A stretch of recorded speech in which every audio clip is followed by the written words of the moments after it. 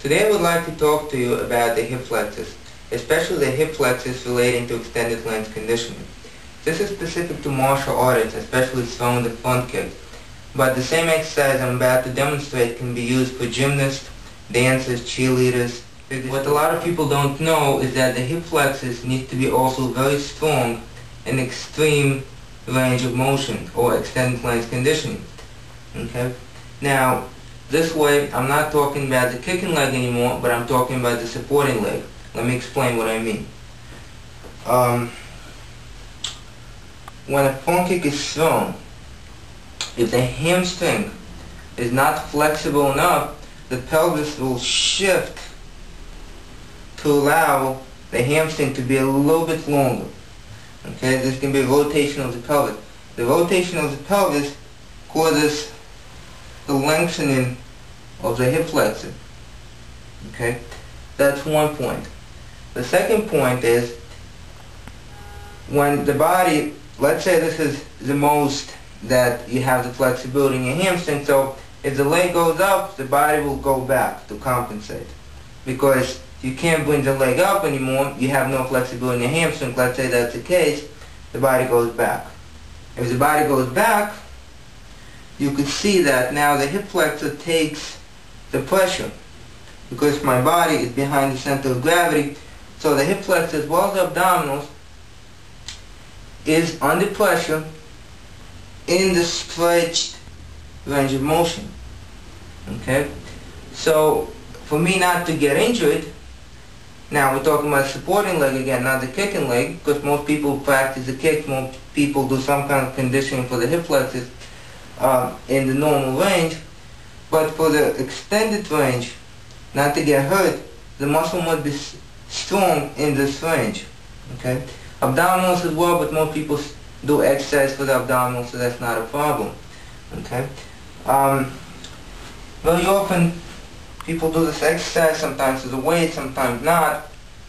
Good exercise, but it does not isolate the hip flexors. Okay?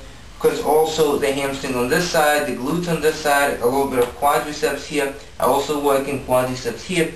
So it's not only this muscle. We would like to isolate this muscle. Okay? And I'll show you how to do that. Again, take a block. You're going to place it right behind your pelvis. So the top of the block is going to be right here, where quote unquote the waist is. Okay?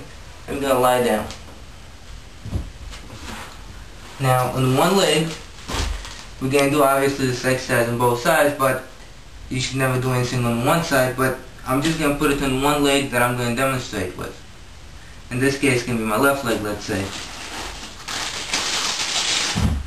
So, taking the ankle weights, placing it here. Okay. So I'm going to be working on the hip flexors. Now, if I simply do this, I don't know if you can see, but my pelvis can shift. My pelvis shifts.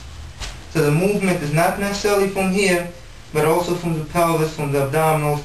Maybe I'm pushing back down with this leg to help. I don't want that. I want this muscle to work and nothing else. So what I'm going to do is I'm going to put the block, like I showed you, under my hips, pull this knee in. This way the pelvis is stabilized. It can't move because this knee is here. And lift. I'm going to keep the knee locked. Okay? Keeping the knee locked. I feel the stretch here. I'm pretty flexible, but I still feel the stretch here. And I'm going to bring it back up and down. I don't have to bring the leg all the way up. Just a small range of motion, the one that I need, the extended range conditioning. The more I pull the knee, the more I feel the stretch here. Okay? But I'm keeping this knee here to stabilize it. And up. And down. Keeping the knee locked. Because if I bend the knee, that's it. Nothing is happening here. So it's locked. And this exercise also is going to help you for your true front split. Okay? Because when you do a true front split, there's only so much that your hamstring can do Some of the flexibility got to come from the hip flexors. And next week I'm going to show you how to strengthen this muscle specifically, and mainly next week I'm going to show you the difference between a true front split and an open front split, since I got a lot of questions about that.